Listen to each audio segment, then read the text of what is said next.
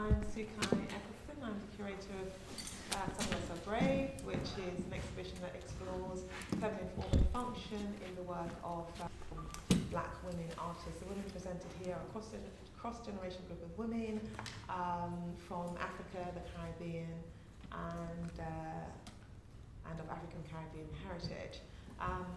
So this is the third time that we've shown this exhibition. It's a touring exhibition, and in each show or each edition of the exhibition, different themes have come up. And in this particular iteration of the show, the idea or the theme of memory, nostalgia, and loss have emerged as prominent themes. So we've had a number of talks during the exhibition run, and tonight we are exploring material objects as a site of black cultural expressions of home. And so I've invited Gail Hall, who's one of the artists, obviously in the exhibition, and Yvadne, also a participating artist, and their works are Yuga Girl is Gail's, and the two portraits at the end are Gail's. And then in between Gail's are Yvadne's portrait, mine, and Sistrin. And so I'm really delighted to welcome you both today. And then we have Junie James, who is, how can I describe you? I was going to say the stalwart of the Oxford, don't I stalwart? An elder.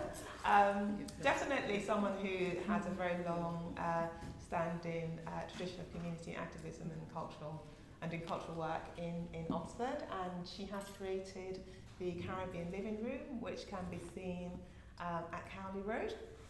It's in Cowley Centre. Cowley Centre. Okay. Templar, but we'll get it right now. It's Templar Square. Okay. Only oldies like me call it Cowley Centre. Okay. So Junie will say much more about that, but she has created this installation of the Caribbean Living Room, where some of the objects that I think were familiar during the sort of 60s, 70s, 80s, that were very typical in West Indian living room, are present in this installation. And both Yvadne and Gail, they draw on those objects to create their works. So that's what I'm going to say. I'm just going to leave it to Junie to say a little bit more, and for you guys to talk about your work. Thank you. Good evening and welcome everybody. I mean, it's a real opportunity to talk about the work that we've all been doing and to share with you. So for me, it's the creation of the living room was a lifelong ambition which I shared with members of the community, and on a personal level it was seeing the programs that were portrayed on TV about people's homes.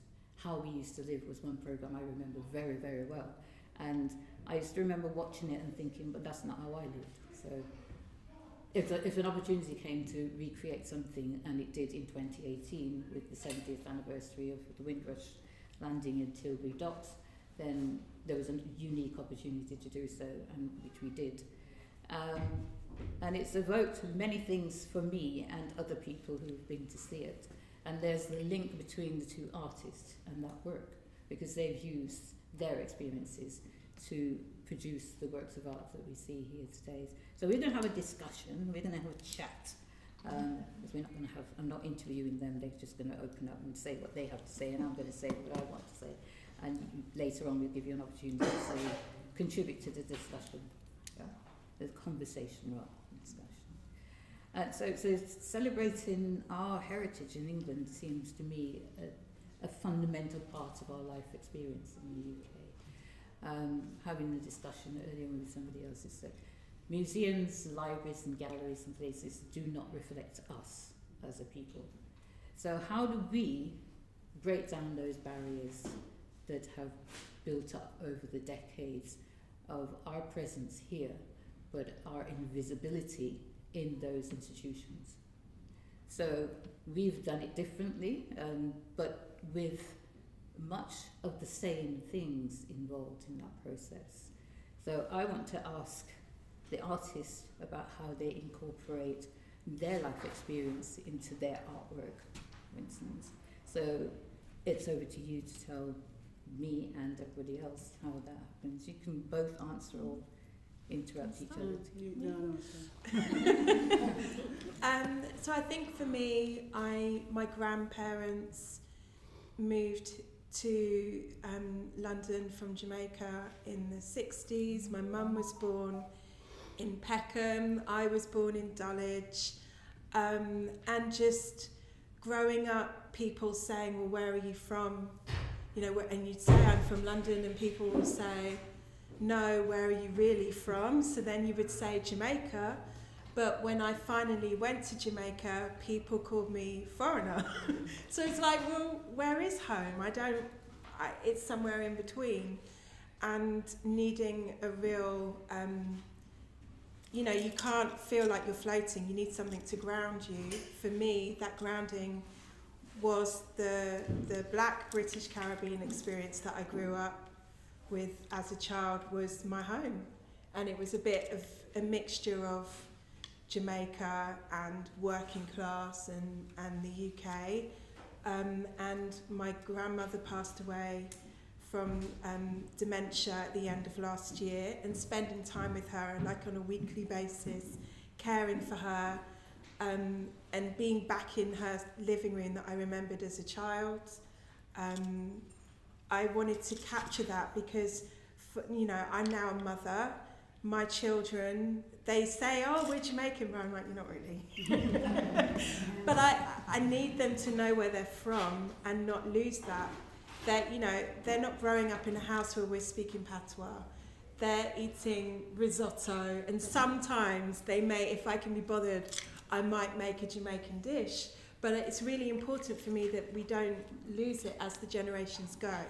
So for me, you know, I'm proud of the fact that we come from a working class family.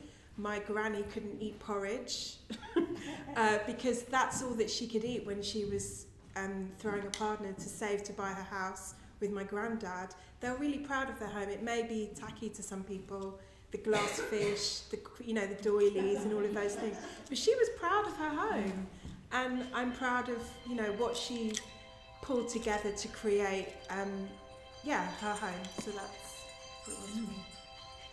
I think for me, I was very lucky that I was the first. There's 7 of us. I was the first child born in the UK, and but my parents, both my parents, I think, just put this amazing cocoon around their children, and we were definitely hugely loved, but it was more than that. We were protected without being protected, and so my sense of belonging is with my family, 100%. It's just, my family is everything, and that's what my parents did for me, and it's how my mother, because in the West Indian world it's definitely the woman. It's the woman who rules the roost, and she rules the roost and very gently rules the roost, and she cocooned all of her children into this sense of, I think for a long time I felt I never went outside the family because there was enough of us to feel secure and everything, and the sense of belonging they gave to me. The house is a very interesting story because my parents bought the family home in 1964, and they weren't allowed to buy property. They went and they looked at lots and lots of properties, and they weren't allowed. They were literally turned away at the door sometimes even before they got in. And I remember there was a man, his name was Watts. I've never forgotten Watts, because he gave my mum and dad money to help them buy the house, and he was madly in love with my sister. They never got married, but he was married anyway. He gave them money to buy this house, and there was no strings attached or anything, but that was the only way that potentially they could get in the ladder, because the woman's role, the woman's money wasn't important at that time. It was all to do with the man. But even though they had the money, they still couldn't find the house. And then they went to a property and they took a child, and the people who owned this house loved the child. They thought the child was really cute. And so they sold them the property, and that child was me. Hey. So I feel the family home.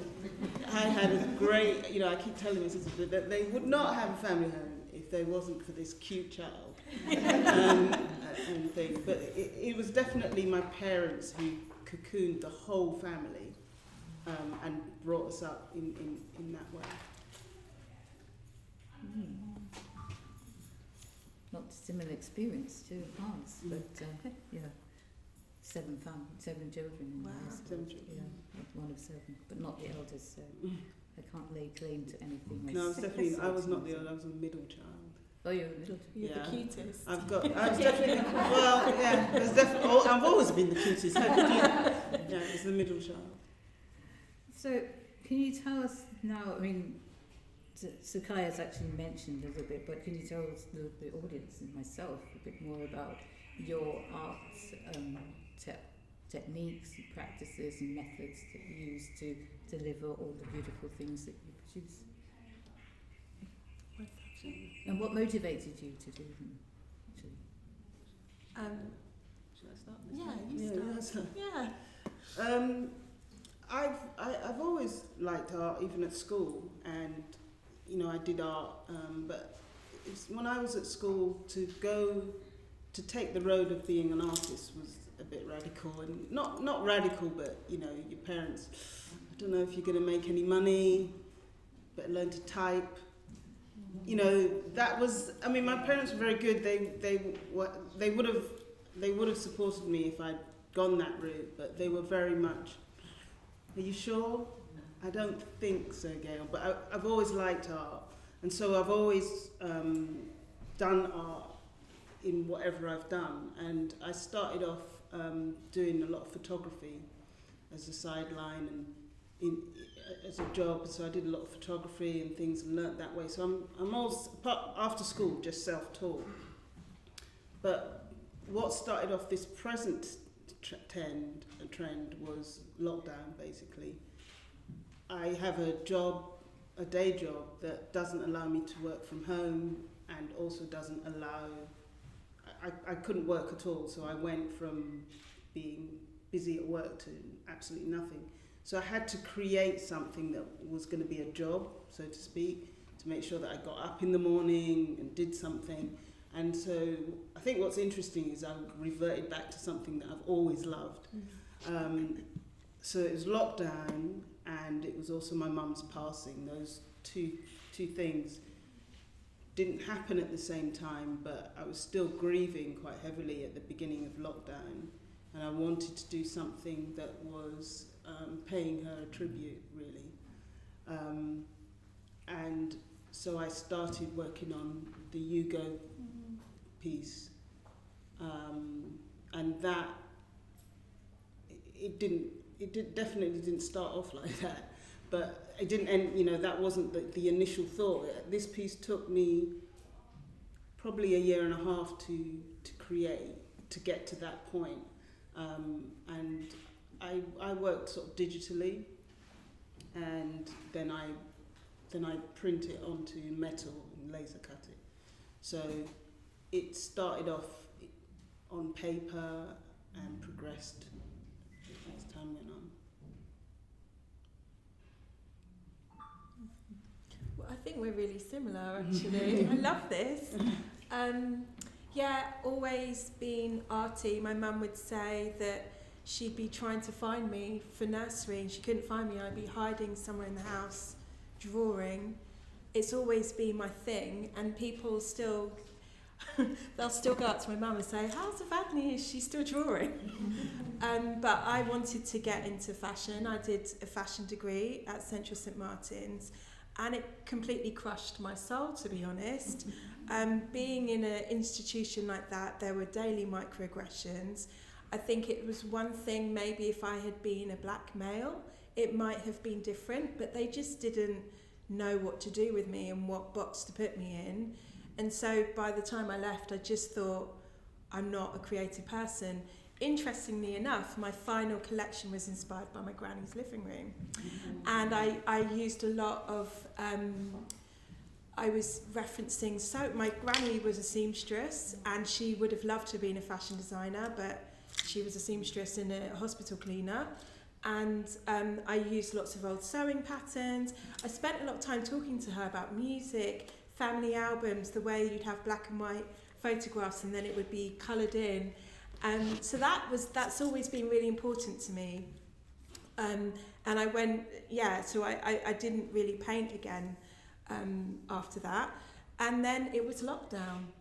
And similar to you with loss, I spent 3 days before lockdown, I spent the afternoon with my friend in a hospice. She went on to pass away that evening. And just being with her and talking to her and thinking, I want to get to the end of my life knowing that I did everything that I can do, that I wanted to do. Lockdown, homeschooling, trying to find a way to entertain my kids. I thought, well, let's just paint. I had some pastels. And I just started sketching again, and it tapped into something that's in me that brings me joy, that's innate. And I started painting again, and it literally just, I couldn't stop painting. But this Granny's House series was spending time caring for my granny with dementia and wanting to know that it wasn't just about my granny. It was, I grew up going to Sunday school. It was all of the elders in my church, and realising that generation, it was preparing myself for having something that I could do as a tribute to them because of their sacrifice, because it wasn't just about hardship, there was joy. I remember a lot of joy. I could go into those houses and I could smell the Sunday dinner and I can taste things, I can think of the laughter, I can think of the dancing and the music, and just finding a tribute for that. So I'd seen a lot of artwork that was using like West African, like wax print, but I thought, well, I want to do something that's very uniquely Caribbean because it's a bit different. But interestingly enough, so many, one of the women who's bought something from this series is Sri Lankan, and for her it was a similar impact. She said, I had that wallpaper. And other people who are, white working class have said, I had that wallpaper, or that means something to me. So that's kind of why it was so important for me to create something tangible as a legacy. That's where I'd have to say the living room has similar sort of ability to evoke sense of familiarity and resonance when people come in. Yeah. It doesn't matter where they're from, they actually look at the living room and the setting, and people come in. The fish is familiar. Yeah. The radiogram is familiar. The TV attracts so much attention. You hear people outside, oh, that's a nice little television. And because it does actually evoke that sense of ownership, familiarity, and they come into the room and that's what they talk about, is that they remember these things. These are the things that they grew up with, or their grandmother had, or their great-grandmother had. And the living room, though, for me, and maybe for you or not so for you, the living room for most Caribbeans was a special place. It was a sacred place, as I say, and you didn't go in the living room very often. It was only on those special occasions that you stepped into that space. So to recreate the space, I often get people come in there and they say to me, can I go in? And I say, yes, you can. It is a living room, and it's a space that we want you to interact with, not to feel that it's a sort of sanctuary where you can't go into it. It's a place that's open to everyone, and there are things there that you may find familiar. The guys in the estate agent next door, one of them comes in there frequently and reminds me, "You're still here?" And I said, "Yes, I am." He said, I still remember that fish. My mum had one of those fishes. So there are items in the living room. We don't have the wallpaper because the place was kind of like not permanent. Yeah. So we kind of felt it wasn't necessary to or to spend a lot of money on making it a permanent space and making it so that we get the wallpaper up and so on and so forth. We were talking earlier about the Last Supper photo. I've now got the Last Supper photo sitting on the sofa because it needs to be put up on the wall. But those were sort of familiar items. It doesn't matter whose home you went to. You know, it would be there. The fish would be there. All the ornaments that you see in the living room are familiar to so many people. But where we think it's peculiar to the West Indian, the Caribbean household, it is not. No. So seeing your artwork was sort of reflective of that space, that era when people actually created that special space, which to them was special, to us was forbidden, and you know, you very rarely went in there. So how was that for you growing up? You know, your grandmother's space, was it a space that you felt comfortable going into? Well, everyone was welcome in there, but what my granny did is the sofas had plastic on them.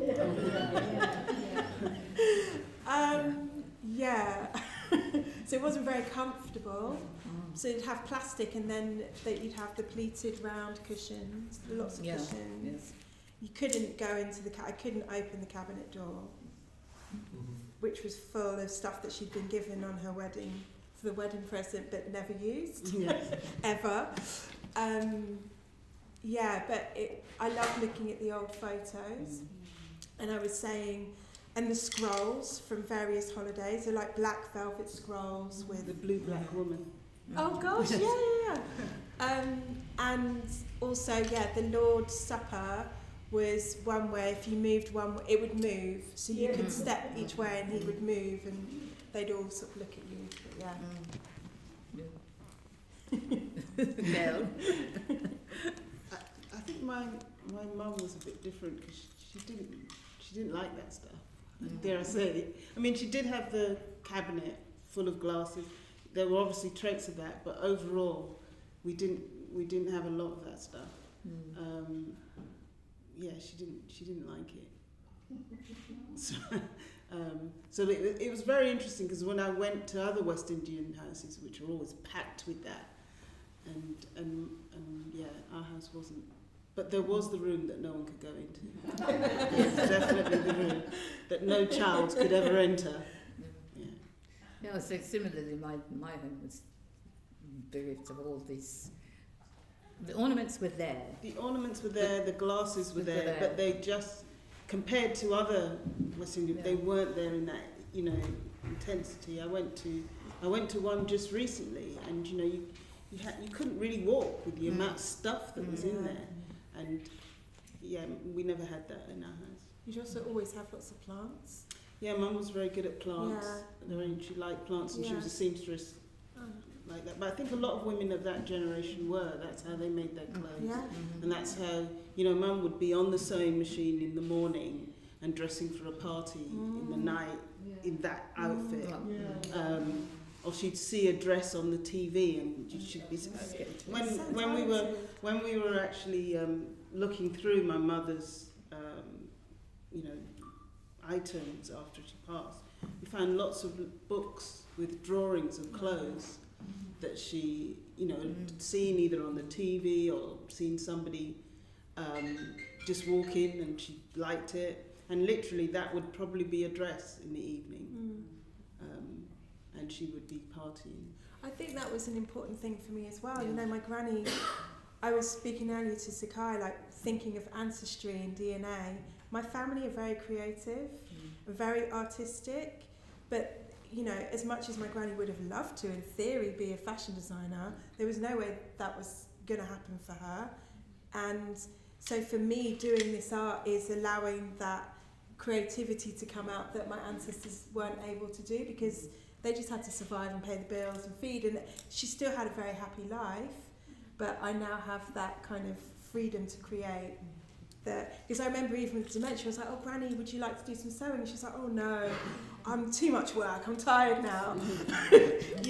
But one day I did bring her into St Martin's to help me with a really tricky dress that I knew only Granny could do. And so she came in to this like big, worldwide institution for fashion. I was very excited, but everyone was really excited about her because it was someone who had that skill that we were never taught. Yes, it was pretty amazing. Yeah, you talked about the doilies. And the doilies feature in the living room because they were so prolific. They were everywhere. Everybody had them in their homes. Yeah, Mum used to do. She used to do embroidery. So she had her doilies. Because you had the ones that like the little pom poms. Yes, yes. Hated those. Mum really hated those. And I think I hated those because my mum really hated them. I mean, really hated them. And so, like, I took that. And so when I saw them, I think I was projecting the amount that my mum hated them. But she'd make these really beautiful ones, embroidery. That was her doilies. And chair backs. Mm-hmm. Yeah. The chair backs, which, so like you went to some houses and they'd have those big puff that you couldn't sit comfortably because you had these big things in your back and you were like, like sitting there. And then if you flattened it too much, you were going to get told off anyway. So you'd sit like this and you were like really paranoid. But yeah, no, my mum would have she would embroidery her ones. Did you do a crochet though? She could crochet, but she didn't.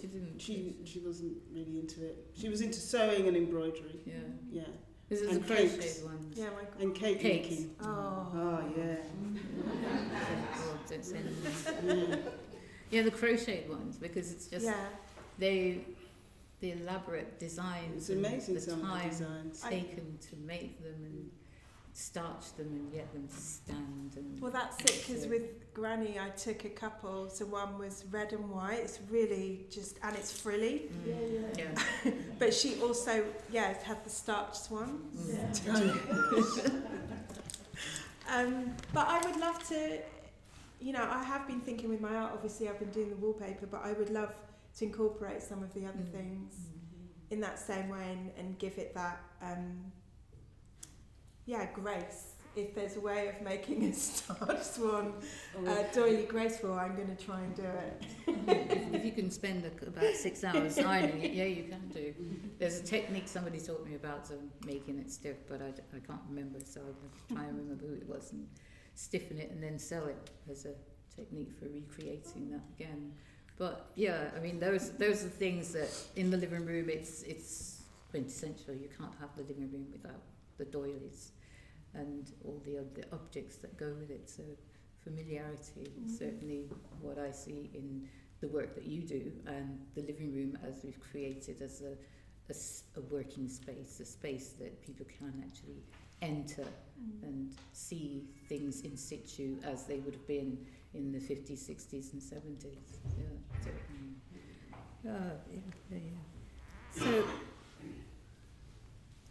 going on to, for me, the experience of coming to England and the differences, as I was saying to somebody, you're both British born, so you don't have the experience that I have. I don't remember the living room as it is in Britain, in the Caribbean, certainly not in Jamaica where I grew up. There wasn't that special space that was sacred and forbidden because you spent so much outdoor time that you weren't closeted indoors to be sitting in the living room space, and when you weren't actually indoors sleeping, you were on the veranda or children were outside playing, so you didn't have that restriction, and the cabinet, if it existed, wasn't a place that I ever encountered. So coming to England, for me, the interesting thing is, why did our parents recreate this environment? The struggle, I would have thought. Yeah. The need to, they had to work so hard for everything that they got, literally everything that they got. And, it was just saying, if you can buy that nice piece of furniture, and everything was an achievement, to have in their house, from buying the house in the very first place, to buying glasses, to be having friends around, giving it into them in beautiful,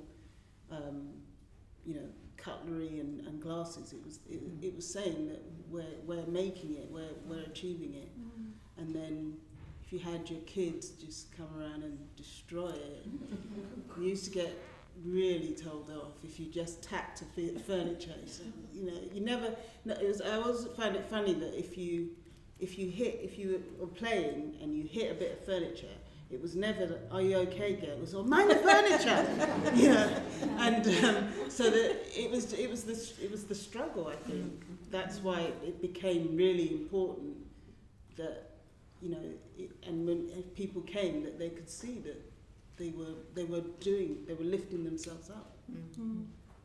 I think as well, like I read there's a really great book called When I Came to England, and it's interviews with various people about, you know, their times moving over here. But what struck me was so many people intended to go home after a few years.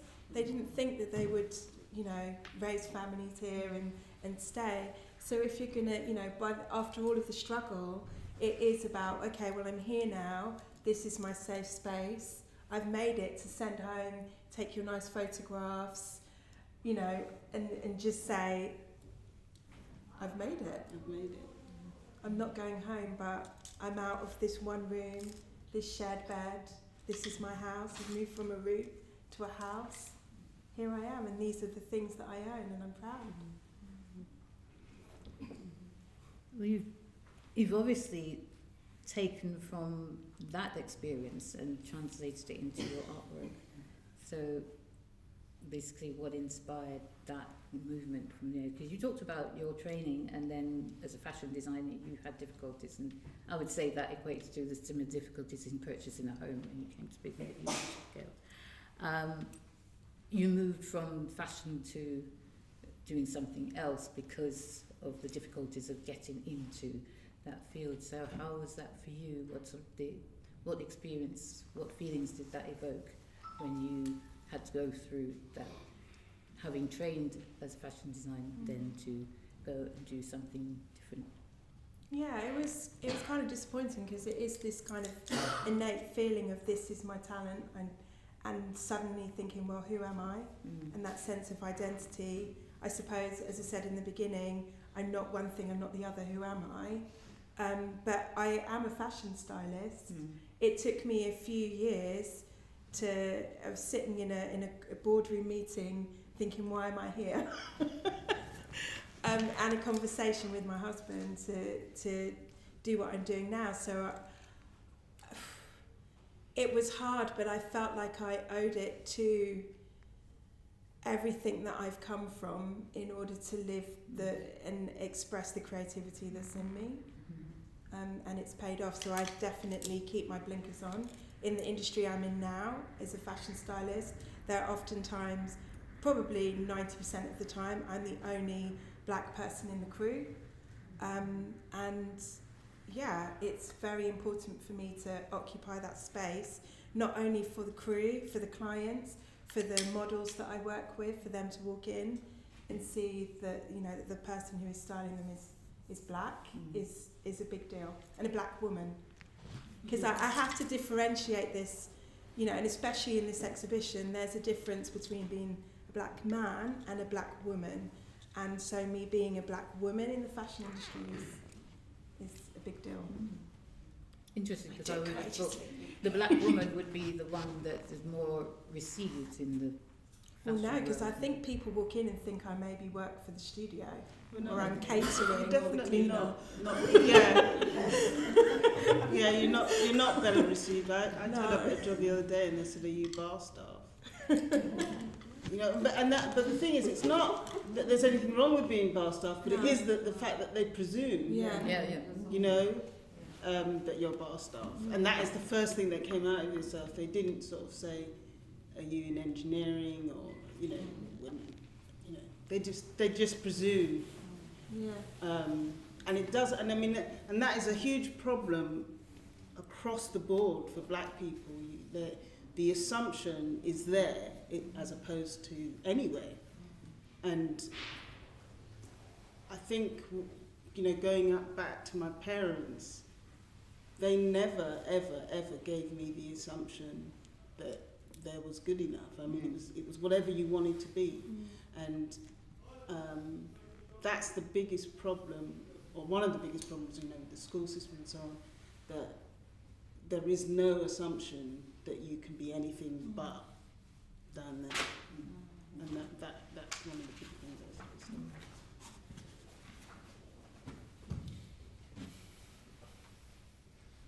Thinking on about the pieces that you've introduced to the exhibition, and to me and other people here, I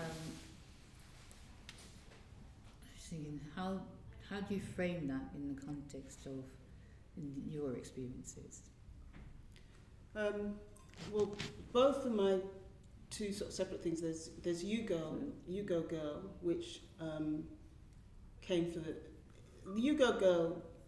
You Go is about a love story between myself and my mum. When I created it, it was all about, nobody in the family knew I was doing it.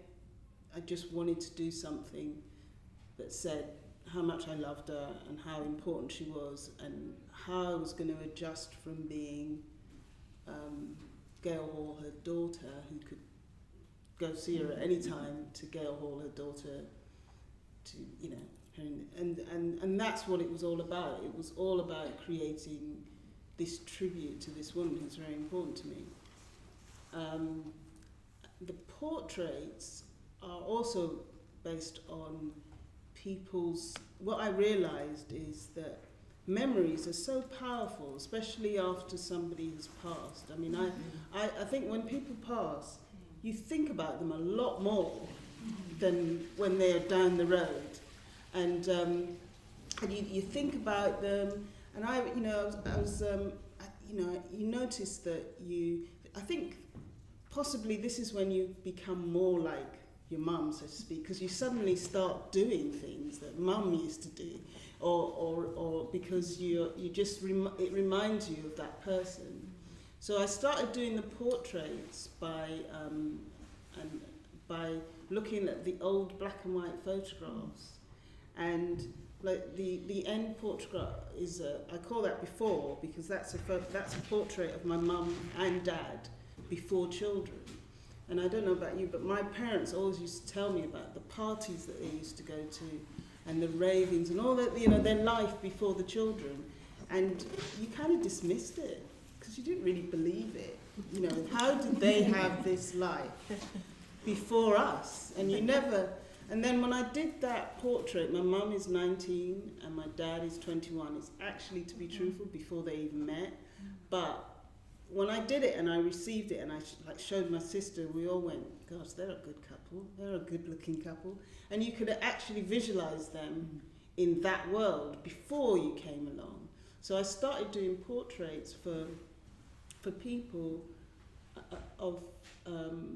quite often of people with their mothers, and their mothers before they knew them, and they actually look at them in a completely different way to when they knew them. Because when I knew my mum, she wasn't, she was serious. She knew everything. In that picture, she was having fun. It's two different people. I love that. I've just finished reading Sam Salvan's book, Lonely Londoners, and he, for those of you who don't know him, he was a Trinidadian author who moved to the UK in his 20s, maybe, or late teens. He wrote the first book in patois, and it talks about that time before people had... It's a lot of parties and a lot of things. I was like, oh, yeah. Whoa! Yeah. But it is just amazing to think of that time before everything us. We know, Yeah. before the doilies. Before the doilies, yes, definitely. Even before the living room. Yeah. Before the living room. Yeah. I think for me, with why I wanted to start Granny's House, as I said, was about, similar to what you said, it was a love letter to that generation and all of that they had done. But it wasn't so much looking back, it was, that girl in that painting is my 16-year-old cousin. So she has everything ahead of her. She's looking at life. She's very confident about all of the things and the talent. She does poetry, she does acting, she does all of this stuff, roller skating. And so she's got this confidence about the life ahead of her, but she's standing on all that came before her. And it is about linking those generations, so that I think it's really important with, I live in South London, I live in not the greatest part of South London, and I look at this generation of teens or my children who don't know where they come from. I think that's really important, that they understand the sacrifices that were made, and that joy, and I think that would just give them a sense of pride, regardless of, how much money they had. I'm not ashamed of the fact that my granny was a cleaner and a seamstress. I'm proud of that, and that's part of me, and that's given me the freedom to create. With my cousin, she's going to be flying and everything's ahead of her, but that was what it was about, linking the two.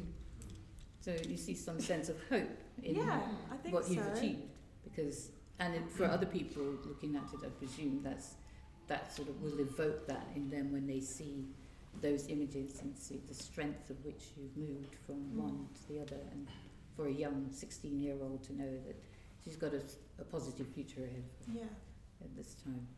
So, how, in a sense, we're not talking to 16-year-olds now, but how would it connect with the people in this room in terms of that experience and their experience and life in general? Am I asking too much? No. Well, I think for me,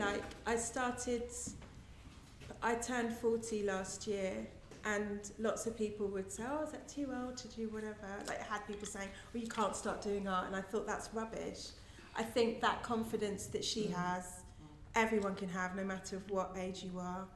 It's just taking that moment of self-reflection, of understanding where you come from, whatever your background is, and doing whatever it is that you've always wanted to do. For me, art. For her, goodness knows.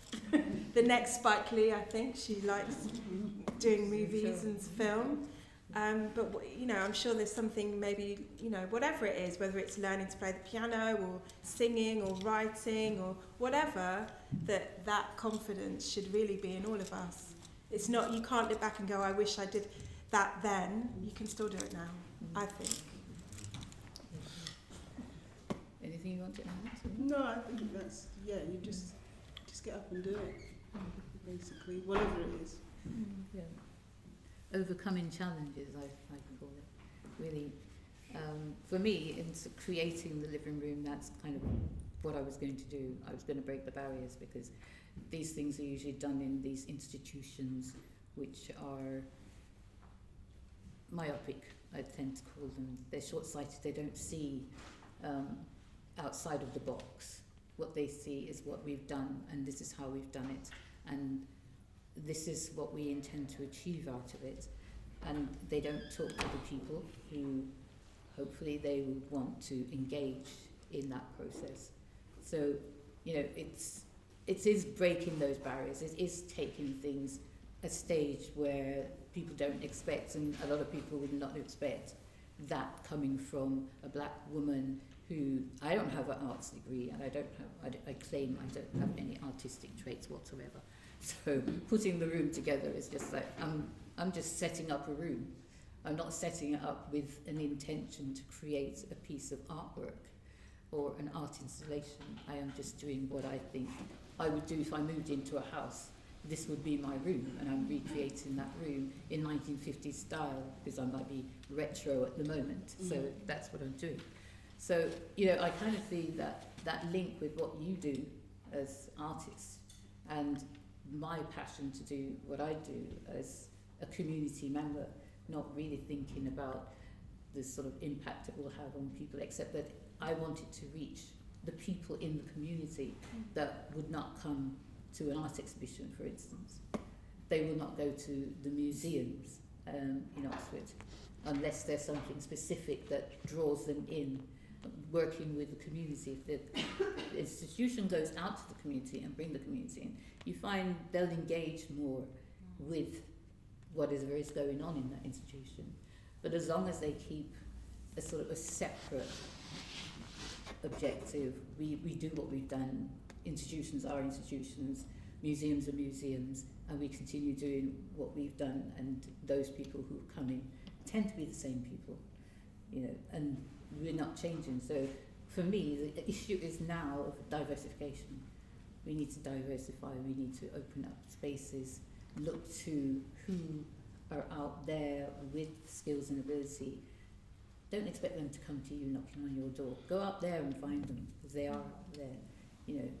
And for me, to hear you two as artists doing something that I don't see many artists doing, and certainly don't see many women artists doing. So how do you become ambassadors to go out and change that? Because I'm going to you need to become the ambassador to go out there and change. Well, for the very first time, you're in the media. You sit in front of a group of people that you've never met and talk a whole. You know, just try and keep talking. I will say though, that piece, You Girl, it didn't become a piece of art until, as I said, it took me a year and a half to make. I would say the last 4 months is when it became a piece of art. Prior to that, it wasn't a piece of art, it was something I was doing. And then there's a point where people start telling you, oh, this is art, and you're like, and you keep talking, but then people keep saying this is art. So it's like, it's a question of like when you start thinking it's art, and then when do I stop ignoring you and say, is it really? And that's kind of what happened with me. It wasn't ever a piece of art until people kept saying it was art. And then I thought, well, if it's art, I can do anything.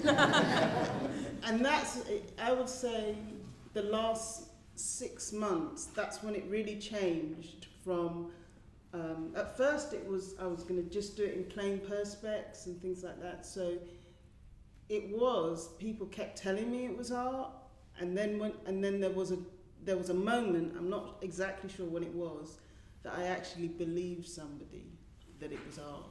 And then I thought, well, there's no barriers if there's art. So I think a good question is if you, like the portraits, I've always thought was art. Yeah. But that not. So it's like, when do you decide? Whenever you decide it's art, it's art. And that's for anything really, isn't it? Yeah, I've still to decide. You still decide. Well, maybe people could start telling you it's art, People and do. then you People begin to believe it. You can tell them, yeah, I need to believe it. I'll take that away from this discussion.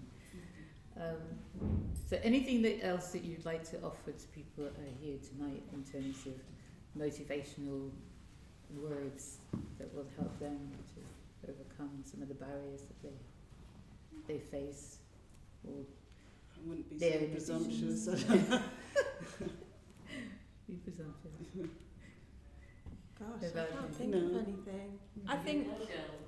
yeah, you Yeah. go, girl. Yeah, you go. Yeah. Take up space. Yeah. Get out. I think there's no such thing as failure. There's a learning. So whatever you want to do, you cannot possibly fail, but you can learn and then go on to the next.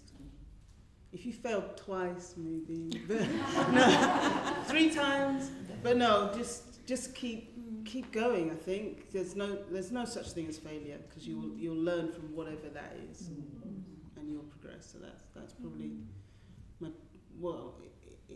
it's something that my mum would say. So, and I think I'll give you a little bit more of her to pass on.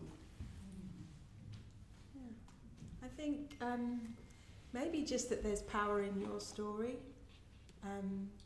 whatever it means to you, there's power in sharing that. So when it comes from your story, your points of view, it has value. It was like people would say to me when I first started doing, I haven't seen anything like that before.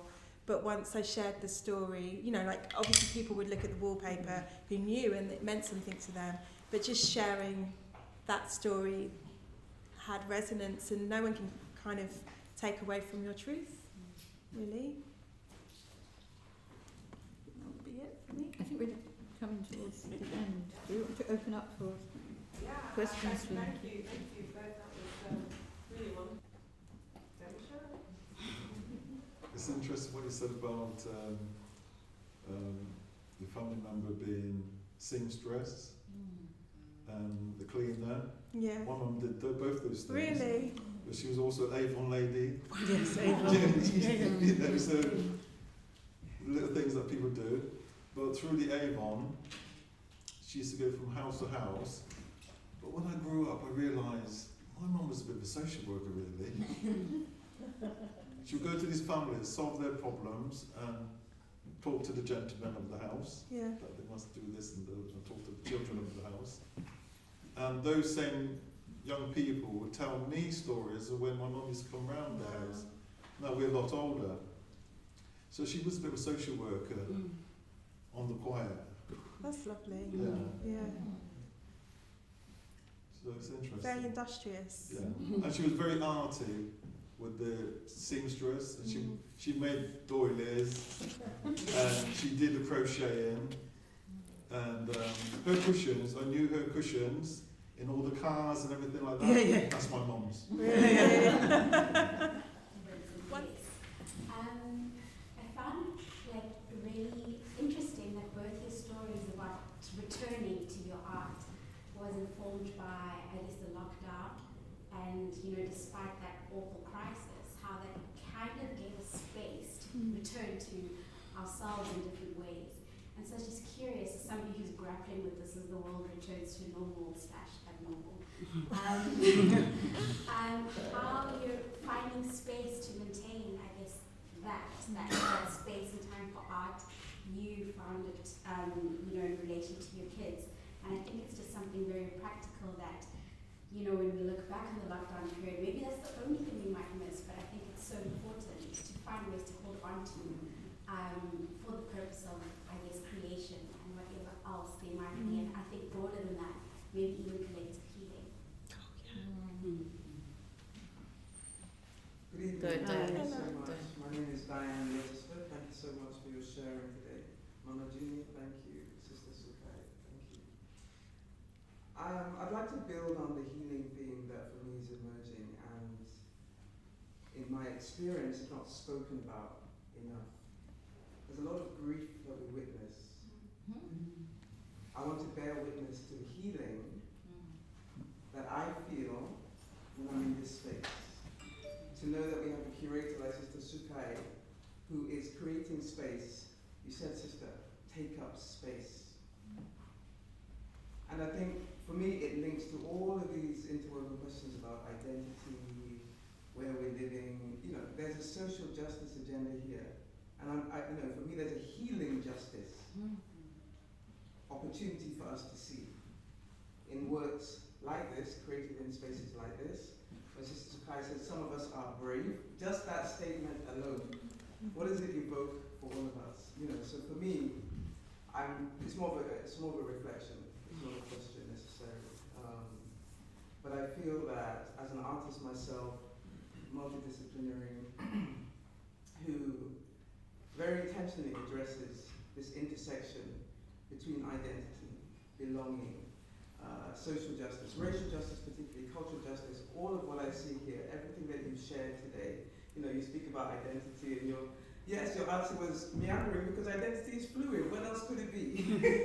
We find ourselves in the middle of this trajectory in his and her story. And for me, what I'm particularly interested in is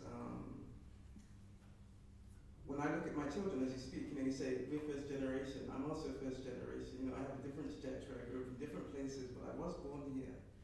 And my children are here. And I look at them and I think, okay, so one of our friends passed away the other day, and I thought, okay, there are certain rituals that we undertake as a family.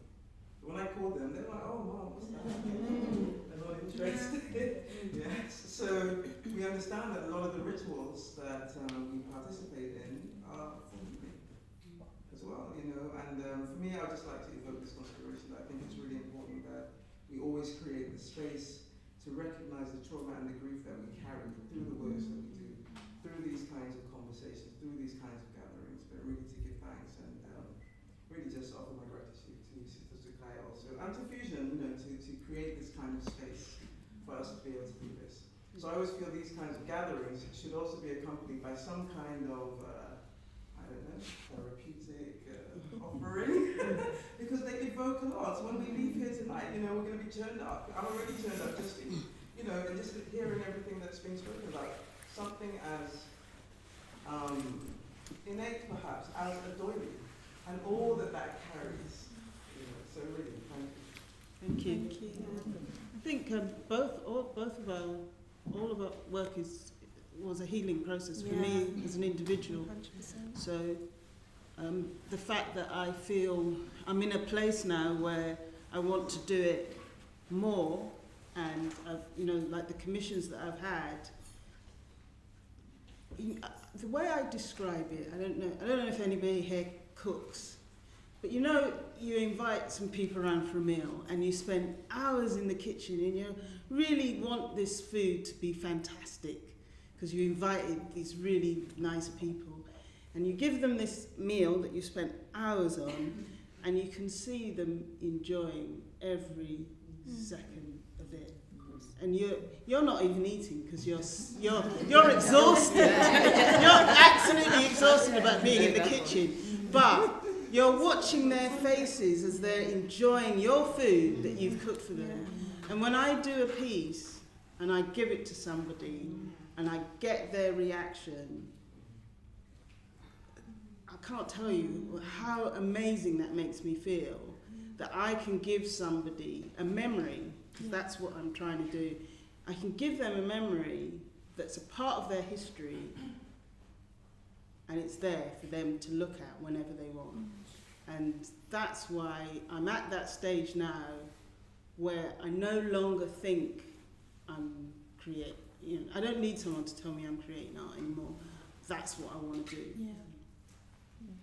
I was just saying that, going back to that comment you made about when the lost generation, when you became aware of the achievements of the great Trinidadians here, like people like John LaRose and Claudia Jones, George Padmore, did that help to generate a strength in you? Because when I think of the 20th century and the Caribbeans that pioneered the struggle here, I mean, I have to hand my I have to bow down to the Trinidadians that really, C.L.R. James and such people. So I wonder if did that help you to feel less lost? Was it a source of strength, their stories? No. No? Because I don't think that's what I'm referring to. I'm referring to the fact that, when I went to school, there was very few black people there. My surroundings were not intuitive to being black. Everything that I had to achieve at school, I was very lucky. I was I don't know how to explain how lucky. When I was at school, I was put into the remedial class. I was put into, and that meant I wouldn't learn to read, maths or anything. It wasn't going to happen. Why was I put into the remedial class when before I went to school I could read and I could count and I knew my times table? Wow.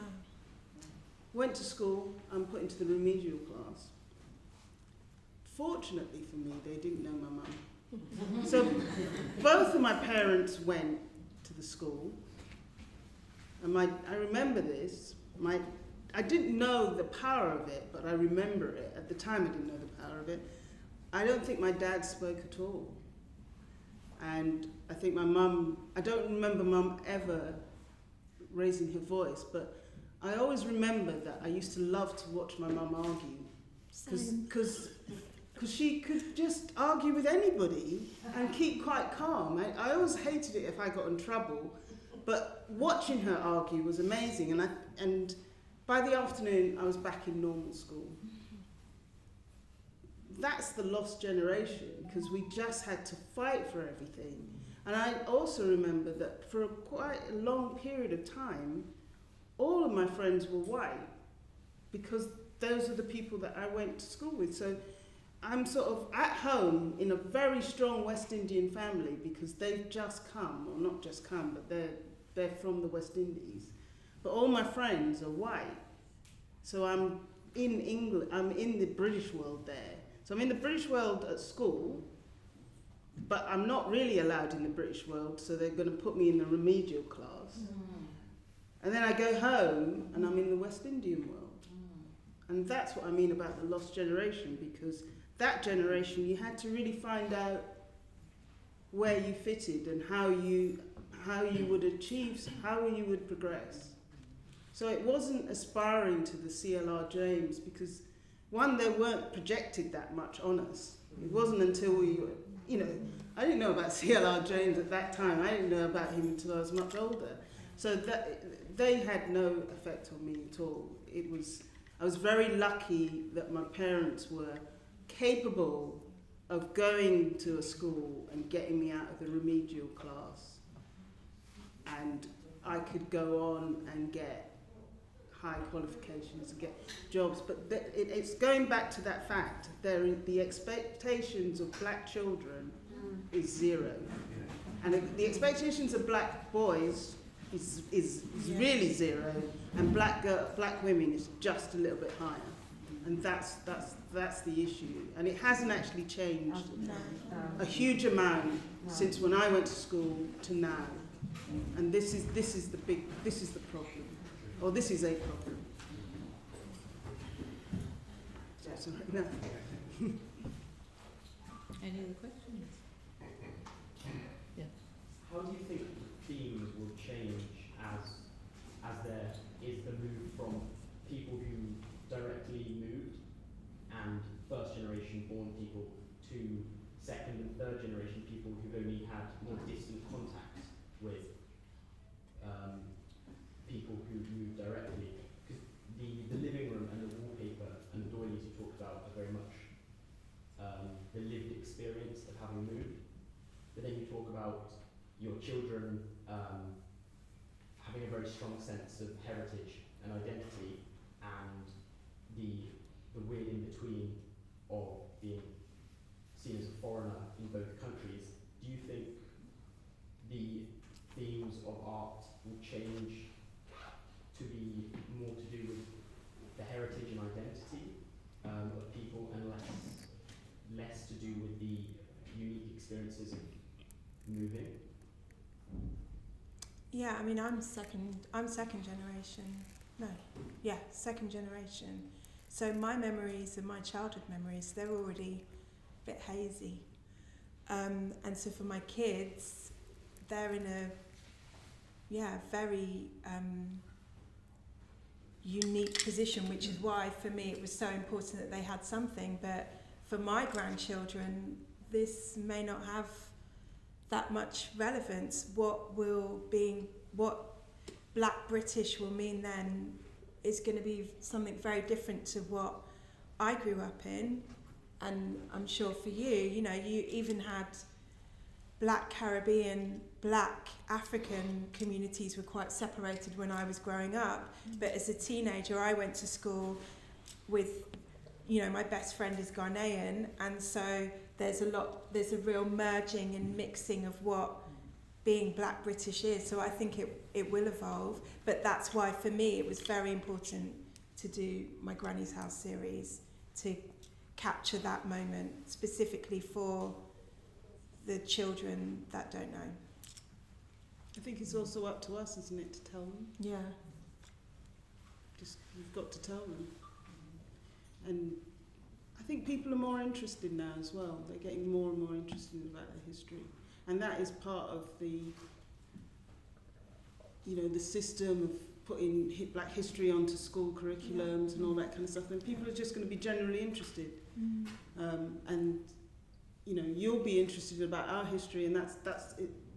History is it should be open to everyone, and you want to know about everybody's history. Yeah, my kids' school, Black History Month, they're learning how Why to is play it the only a steel month? drum. Sorry. Why is it only a month? Sorry.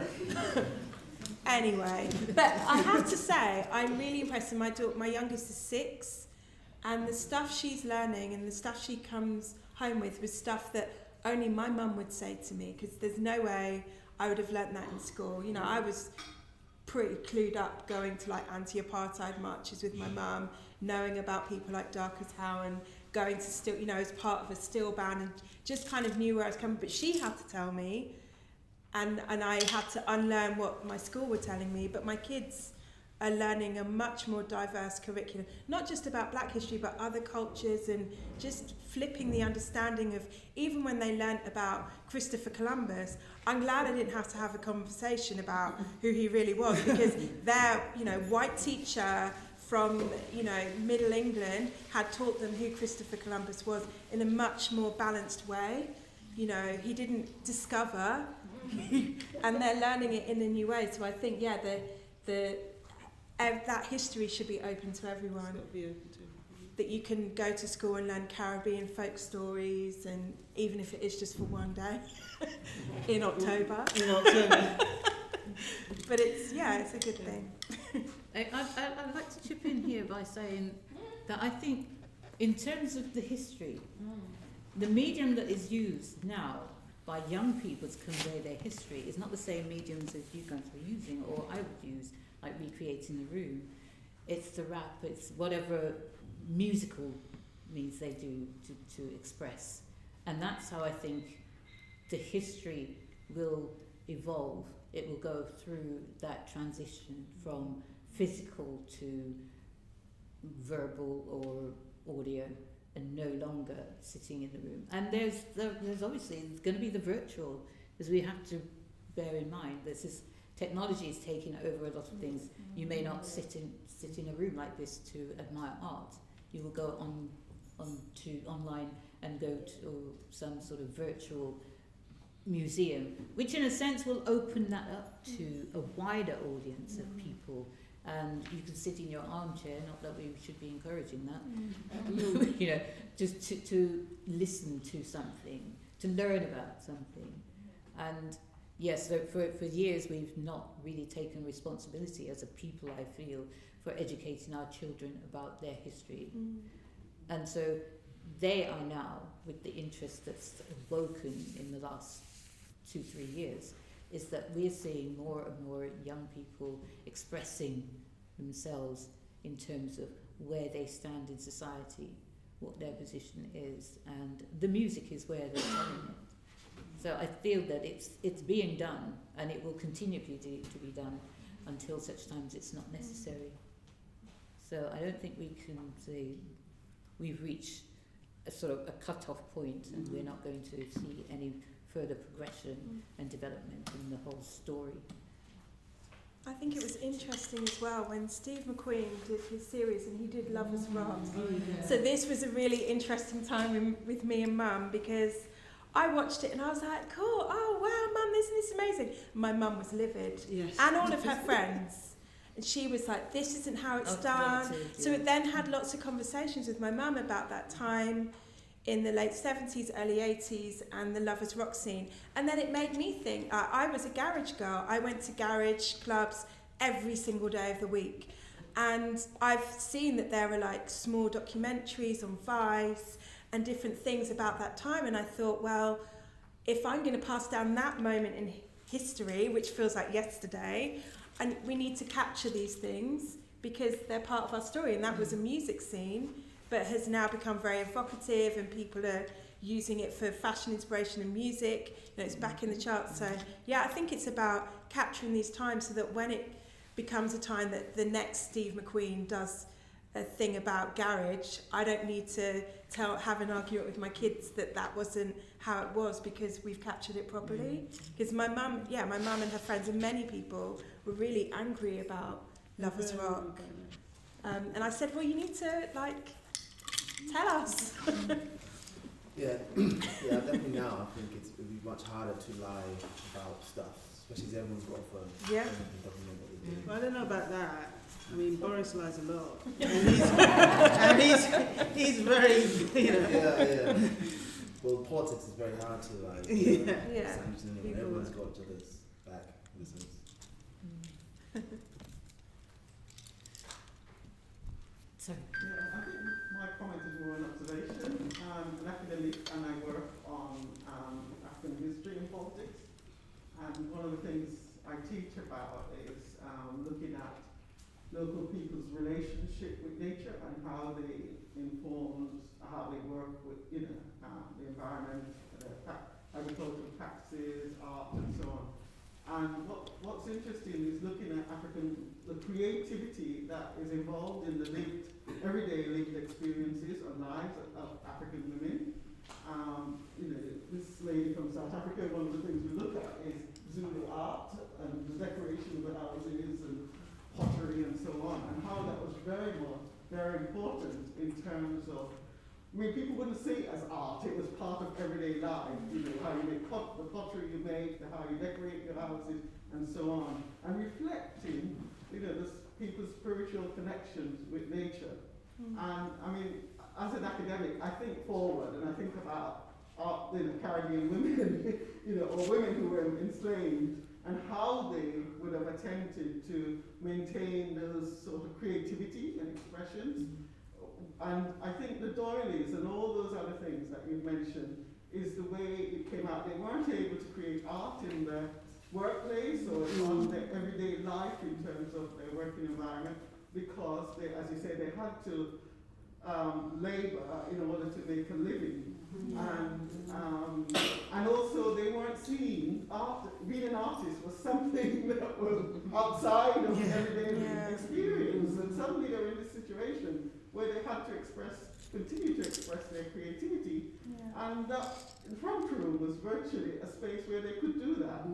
And there were there were competitions, even though we might not have noticed it, between different women in terms of who had the best doilies. There were all sorts of subtle differences in and how they expressed and their creativity.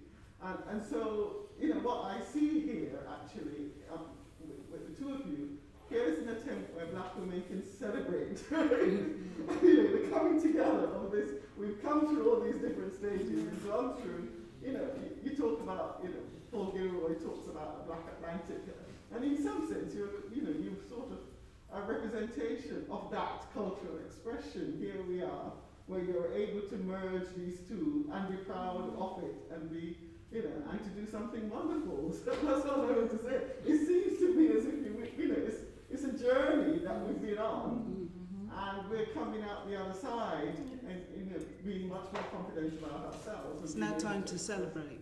Yeah. Can we change the DNA from trauma to joy? If the children want to do art, you can say yes. Yes. Yeah, you can say yes now. Not learn to type. Are you going to say? Yeah, I just wanted to kind of bring this talk to a conclusion as exciting as doing it, because I want to thank you for that comment actually, because I thought it was a good place to kind of conclude, because this exhibition is about black women's creative expression in all its diversity, and I think that the Caribbean home was one of the ways in which we expressed our parents expressed their creativity. So they might not consider it art, Gail, as you consider you art, but it's about you expressing your creativity, and it's the art in the everyday, which is really important to also celebrate. So I just want to say thank you for just highlighting that as well. So thank you, Gail. Thank you, Yvonne. Thank you, Junie. It's been a really, just wonderful conversation. Really sort of,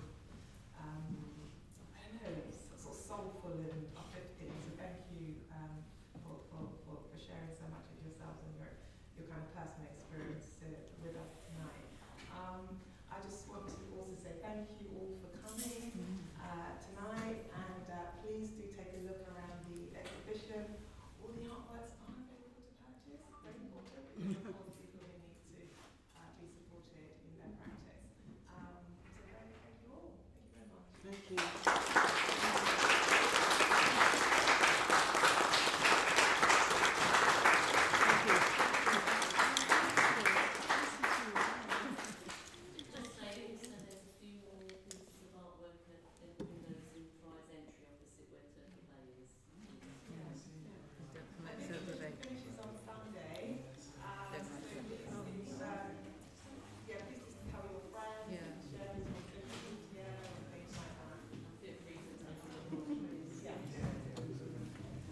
comfortable? Is that comfortable? Can I say a big round of applause and thank you to Sakai for organising.